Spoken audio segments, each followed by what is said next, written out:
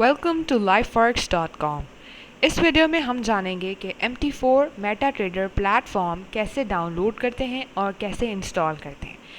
MetaTrader 4 Google में लिखिए, MetaTrader की वेबसाइट पर चले जाएंगे। दो तरह के मेटाट्रेडर होते हैं, मेटाट्रेडर 4 और मेटाट्रेडर 5। मेटाट्रेडर 4 आम बिगनर्स के लिए और आसान है, और मेटाट्रेडर 5 जो है वो है एडवांस ट्रेडिंग करने के लिए।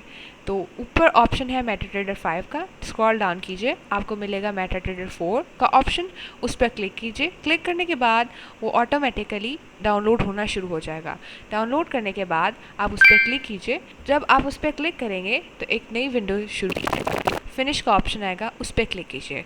फिनिश के ऑप्शन पर क्लिक करने के बाद मेटाट्रेडर आपके पीसी में सक्सेसफुली इंस्टॉल हो जाएगा। मज़ीद जानने के लिए नेक्स्ट वीडियो देखिए। शुक्रिया।